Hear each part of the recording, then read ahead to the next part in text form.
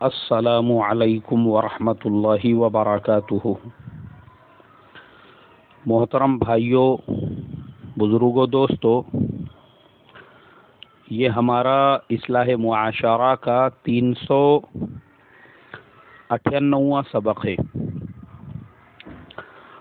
محترم بزرگوں، اکثر میں نے آج کے ماحول میں یہ چیز محسوس کیا ہوں،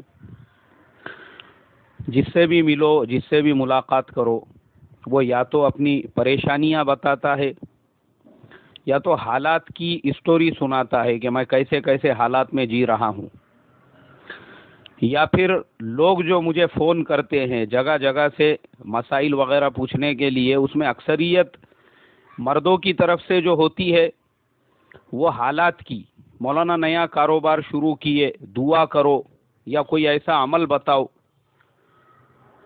مولانا میں نے فلانی جگہ پہ انویسٹمنٹ کیا تھا، میں پریشان ہوں، میرا مال پورا کیا پورا وہاں پہ اٹکا ہوا ہے، کوئی عمل بتاؤ یا کوئی دعا بتاؤ، مولانا میں قرضوں میں گھر چکا ہوں، کوئی عمل بتاؤ، مستورات کی طرف سے جو سوالات آتے ہیں، اولاد نہیں ہے، یا پھر سسرال والوں کی طرف سے ظلم و ستم ہو رہا ہے، یا پھر شوہر کی طرف سے ظلم و ستم ہو رہا ہے، ایسے طرح طرح کے مسائل ہر ایک کے ساتھ میں پیش آ رہے ہیں، لوگ پریشان حال ہے۔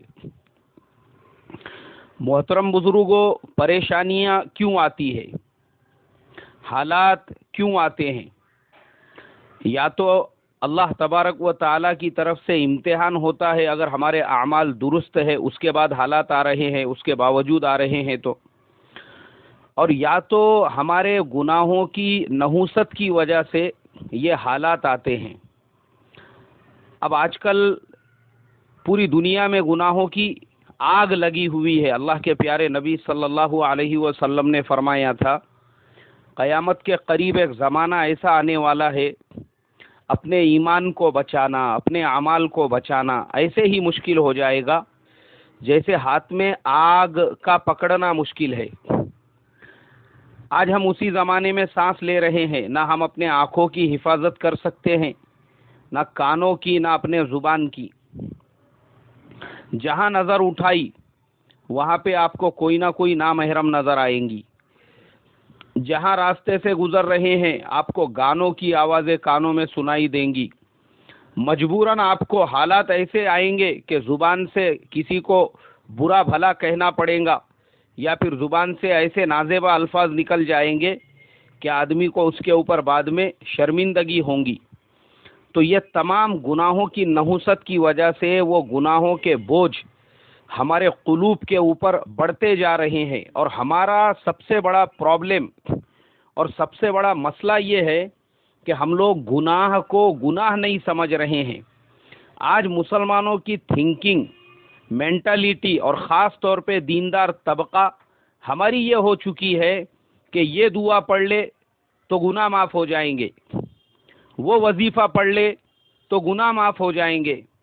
ارے بابا، یہ گناہ اپنے نانا کے کھیت کا مال نہیں ہے کہ یہ پڑھنے سے گناہ معاف ہو جائیں گے اور وہ وظیفہ پڑھنے سے گناہ معاف ہو جائیں گے۔ اگر ایسے ہی گناہ معاف ہو جاتے تھے تو اللہ تبارک و تعالی قرآن پاک میں حدود نہیں جاری فرماتے تھے، اور حدود کی آیتیں نہیں نازل فرماتے تھے کہ السارق والسارقۃ فاقطعوا ایدیہما۔ چور کے لیے یہ حد والی آیت نازل نہیں ہوتی تھی، زانی کے لیے الزانیۃ والزانی فجلدوا کل واحد منہما مئۃ جلدہ، یہ سخت آیتیں نازل کرنے کی اللہ کو ضرورت نہیں پڑتی تھی۔ اللہ تبارک و تعالی توبہ اور استغفار کے ندامت کی جو آیتیں ہیں، استغفروا ربکم انہ کان غفارا یرسل السماء علیکم مدرارا، یہ آیتیں نہیں نازل کرتا تھا، بلکہ قرآن میں بھی ایک آدھی آیت آ جاتی تھی کہ چوری کرنے کے بعد یہ پڑھ لو تو گناہ معاف ہو جائیں گا، زنا کرنے کے بعد یہ پڑھ لو تو گناہ معاف ہو جائیں گا۔ اور اللہ کے نبی صلی اللہ علیہ وسلم بھی صحابہ کو وہی تلقین کرتے تھے۔ پھر حدود آپ کیوں جاری کرتے تھے کہ ایک عورت کو لایا گیا جس نے چوری کی، اور جب وہ چوری ثابت ہو گئی اس کے بعد شرعی عدالت نے اس کے ہاتھ کاٹنے کا حکم دیا. ہمارے روایتوں میں موجود ہے میرے بھائی، ایک زانی جس نے اللہ کے نبی صلی اللہ علیہ وسلم کے خدمت میں آ کر اپنے گناہ کو قبول کیا، اس کے سنگسار کرنے کا حکم دیا گیا، اور اس کے سنگسار کرنے کے بعد اس کے خون کے قطرے کسی کے بدن پر پڑے تو انہوں نے تھوڑا سا وہ خون کے قطرے جو بدن کے اوپر پڑے وہ پڑنے کی وجہ سے پیچھے ہٹ گئے، اور ان کو تھوڑا سا یہ محسوس ہوا کہ میرے بدن پہ کیوں خون کے قطرے پڑے. اللہ کے نبی نے فرمایا کہ بھائی، یہ آدمی کا اپنے گناہ کو قبول کرنا اور قبول کرنے کی وجہ سے اس کے اوپر جو حد کا جاری ہونا ہے، یہ اس کی اتنی بڑی توبہ ہے. اگر اس توبہ کو پورے حجاز والوں میں تقسیم کر دیا جائے تو سب کے لیے کافی ہے. کیوں فرمایا؟ اس لیے فرمایا کہ سامنے والے نے ندامت کے ساتھ، شرمندگی کے ساتھ اپنے گناہ کو قبول کر کے اپنے اوپر حد جاری کرنے کے لیے اپنے آپ کو پیش کیا. یہ ہے اسلامی شریعت. یہ نہیں ہے وظیفوں والا اسلام، یہ نہیں ہے عمل والا اسلام. اصل میں ہمارے یہاں پہ بابا گیری اتنی زیادہ بڑھ چکی ہے. آپ کسی ٹرین میں سفر کرو، آپ کو جگہ جگہ پہ بورڈ نظر آئیں گے، بنگالی بابا، بابا افضل علی خان، بابا شیر علی خان، بابا فلانے، بابا فلانے. یہ بابا لوگوں نے اسلام کا ستیاناش کر کے اپنے لیمبو تعویذوں کی دکانوں کو چمکانے کے لیے امت کو اس طرح کے کفر اور شرک اور کفریہ اور شرکیہ اعمال کے راستے بتائے، تو امت کو وہ ایسا لگنے لگا جیسا کومبی فلم کی گولی ہوتی ہے کہ جہاں سر میں درد ہوا، جہاں پہ بدن میں درد ہوا، گولی کھاؤ اور اس کے بعد میں درد دور کرو. کیوں؟ عمل کو ہم نے ایسے سمجھ لیا. ایسے سے توبہ استغفار نہیں ہوتی، ندامت کے آنسو بہانا پڑیں گے. آج اگر ہمارے ہندوستان میں حد اسلامی شرعی عدالت نہیں ہے اور کسی سے اگر کوئی جرم کا صدور ہو جاتا ہے یا کوئی گناہ کا صدور ہوتا ہے، یاد رکھو جب تک وہ رو رو کر اور گڑ گڑا کر اپنی پیشانی کو اللہ کے سامنے رگڑ رگڑ کر توبہ اور استغفار نہیں کریں گا، چاہے وہ صغیرہ گناہ ہو، اللہ اس کے گناہوں کو معاف نہیں کریں گے. یاد رکھو، یہ ہمارا یہ سمجھنا، یہ جو فضائل والی حدیثیں ہے، ارے ان کے مفہوم کو غلط مت سمجھو. کچھ بھی اپنی طرف سے گھڑ گھڑ کے آج لوگوں نے ایسے ایسے مفہوم چلا دیے مارکیٹ کے اندر. جن احادیث میں اللہ کے نبی نے فضائل بتائے تھے، یا جن احادیث کے اندر جو ہے ایسی دعائیں ہیں کہ بھائی یہ پڑھنے سے تمہارے سمندر کے جھاگوں کے برابر گناہ معاف ہو جائیں گے، یہ کائے کے لیے ہے؟ کون سے گناہ ہے یہ؟ ہم کو وہ بھی تو سمجھنا چاہیے. ارے معمولی گناہ، ایک دم صغیرہ گناہ، چھوٹے سے چھوٹا گناہ، وہ اگر ہمارے سے صادر ہو رہا ہے تو اللہ تبارک و تعالی جس کا ہم کو علم نہیں ہے ویسے گناہوں کے بارے میں وہ فضائل ہے. یہ گناہ نہیں ہے کہ ہم مسجد کے وضو خانے میں بیٹھ کے اپنے ہی ایمان والے بھائیوں کی غیبتیں، برائیاں، ان کی چغلیاں، ان پہ بہتان ترازی کر رہے ہیں، اور پھر یہ سمجھ رہے ہیں کہ میں فلانی دعا پڑھ لوں گا تو میرے گناہ معاف ہو جائیں گے. نادان ہے ایسا انسان، اس لیے کہ غیبت، چغلی، بہتان، اس کو قرآن میں اللہ نے صراحتاً گناہ عظیم فرمایا ہے اور ان تمام سے بچنے کا حکم دیا ہے. وَلَا يَغْتَبْ بَعْضُكُمْ بَعْضًا، یہ پورا رکوع ہے، وہ اس کے اندر یہ تمام باتیں اللہ نے بیان کی ہے. ایک دوسرے کی غیبت مت کرو، ایک دوسرے پہ بہتان مت لگاؤ، ایک دوسرے پہ جاسوسی مت کرو. اور اگر ہم یہ گناہ کر کے یہ سمجھتے ہیں کہ یہ بھی سمندر کے جھاگوں کی طرح سے معاف ہو جائیں گے، قیامت تک بھی معاف نہیں ہوں گے. دکان پہ بیٹھے بیٹھے بد نظری ہو رہی ہے، ہر آنے والے مستورات کی پوری کا پوری باڈی کے شیپ کو دیکھا جا رہا ہے، اس سے باتیں کی جا رہی ہے، آنکھوں میں آنکھیں ڈال کے، نظریں ملا کے، کہ خالہ جان یہ اتنے کا اور آپا جان یہ اتنے کا. اور پھر اگر کوئی انسان یہ سمجھے کہ میرے گناہ کو اللہ تبارک و تعالی فلانا وظیفہ پڑھنے سے معاف کر دیں گے یا فلانی دعا پڑھنے سے معاف کر دیں گے، ویسا انسان نادان ہے. قرآن پاک میں صراحتاً فرمایا، قل للمؤمنین یغضوا من ابصارہم، جب نص قطعی سے قرآن میں حکم دیا گیا ہے کہ نامحرم سے بات مت کرو، نامحرم کی طرف نظر مت کرو، نامحرم کو مت دیکھو، اس کے بعد اگر آپ دیکھ رہے ہیں اور یہ سمجھ رہے ہیں کہ دعا سے وظیفے سے میرے گناہ معاف ہو جائیں گے، یہ سب سے بڑی غلط فہمی ہے۔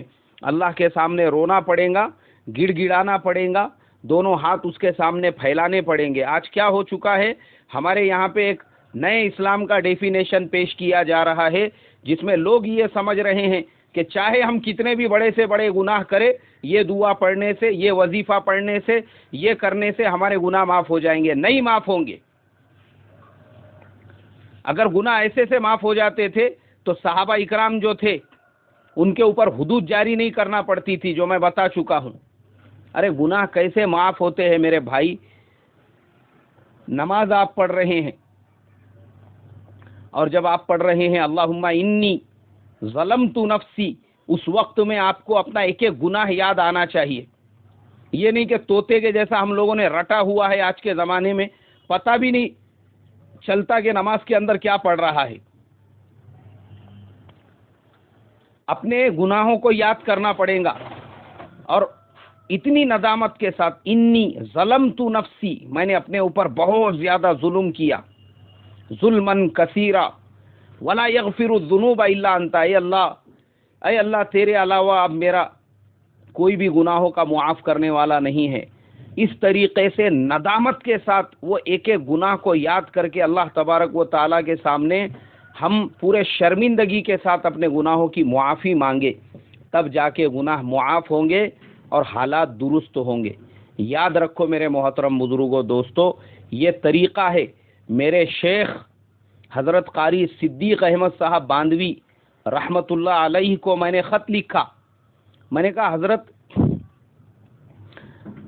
اللہ تبارک و تعالیٰ سے کیسے ہم نے اپنے قرب کو بڑھانا، اپنے تعلق کو بڑھانا، اللہ تبارک و تعالیٰ سے کی محبت اور عشق کے اگر پھوارے اپنے دل کے اندر پیدا کرنا ہے تو اس کے لیے کیا کرنا پڑے گا؟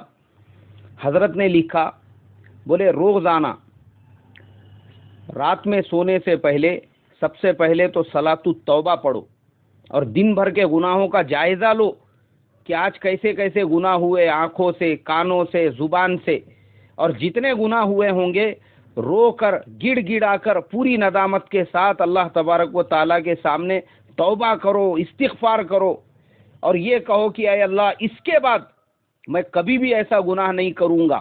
اس عزم کے ساتھ میں وہ 2 رکعت نماز پڑھ کے زمین پہ سجدہ کر کے دعا کرو تو تمہاری دعا میں جان پیدا ہوں گی، اور توبہ استغفار کرنے کے بعد پھر 2 رکعت شکرانہ پڑھو کہ اے اللہ میں نے تجھ سے مانگا نہیں تھا، بغیر مانگے کہ تو نے اتنی نعمتیں مجھ کو عطا کر دی، صحت مند جسم عطا فرمایا، صحت مند آنکھیں عطا فرمائی، صحت مند زبان عطا فرمائی، صحت مند جسم، صحت مند مجھے کان عطا فرمائے، اور تو پھر مجھے دین کی محنت کے لیے قبول کیا، علم دین حاصل کرنے کے لیے ایک طالب علم بنایا، میرے سینے کو قرآن پاک کے حفظ کے لیے منتخب کیا۔ یہ کیسی تیری لا یزال نعمتیں ہیں۔ اور وہ 2 رکعت کے بعد پھر 2 رکعت صلاۃ الحاجت پڑھو، اور اس میں اپنی ضروریات اللہ سے مانگو کہ اے اللہ تیرے در کے علاوہ اب دوسرا کوئی در نہیں ہے جہاں پہ جا کے میں مانگ سکوں، میری یہ حاجت پوری کر، میری یہ ضرورت پوری کر دے۔ تو اب تمہاری دعا میں اثر پیدا ہوگا اور تمہاری دعا قابل قبول ہوں گی۔ وجہ یہ ہے کہ پہلی 2 رکعت میں تم نے اپنے آپ کو گناہوں سے پاک کرا لیا، دوسری 2 رکعت میں اللہ کی نعمتوں کا شکر ادا کیا، اور تیسری جو 2 رکعتیں ہیں تمہاری صلاۃ الحاجت کی، اب تم اللہ سے مانگ رہے ہو تو تمہارا پرانا حساب کتاب صاف ہو گیا۔ اس کے لیے اب یہ تمہارا مانگنا اللہ تبارک و تعالیٰ کے نزدیک وزندار ہوگا، تمہاری دعا قابل قبول ہوں گی۔ یہ نہیں ہے کہ دعا پڑھ کے، وظیفہ پڑھ کے دن بھر اپنا آنکھیں سیکنے کا اور بعد میں سوچنے کا کہ یہ وظیفہ پڑھ کے گناہ معاف ہو جائیں گے۔ ارے بابا نہیں معاف ہوتے ایسے سے۔ اس کے لیے محترم بزرگوں، اللہ کی رحمت تو بہت زیادہ وسیع ہے، وسیعت رحمتی کل شیء، یعنی اللہ کی رحمت تو ہر چیز کے اوپر اللہ تبارک و تعالیٰ کی جو رحمت ہے وہ وسیع ہے، لیکن ہم لوگوں نے اللہ تبارک و تعالیٰ کی رحمت کی وسعت سے فائدہ اٹھانا چاہیے، اور وہ فائدہ ہم کب حاصل کر سکتے ہیں؟ جس وقت میں ہم اپنے گناہوں سے معافی مانگے، تب وہ رحمت ہم کو ملیں گی۔ بس اللہ تبارک و تعالیٰ سے یہی دعا کروں گا، اللہ صحیح ڈھنگ سے توبہ استغفار کرنے والا مجھے اور آپ کو بنائیں۔ جمعہ کا مبارک دن ہے، اس لیے تمام لوگوں سے درخواست ہے سورہ کہف کی تلاوت یاد سے کرے، درود شریف پڑھے، اور اگر آپ لوگوں کو سہولت رہے تو یہ 6 رکعت جو میں نے بتایا ہوں اس کے پڑھنے کا بھی آپ روزانہ رات میں اہتمام کریں۔ السلام علیکم ورحمۃ اللہ وبرکاتہ۔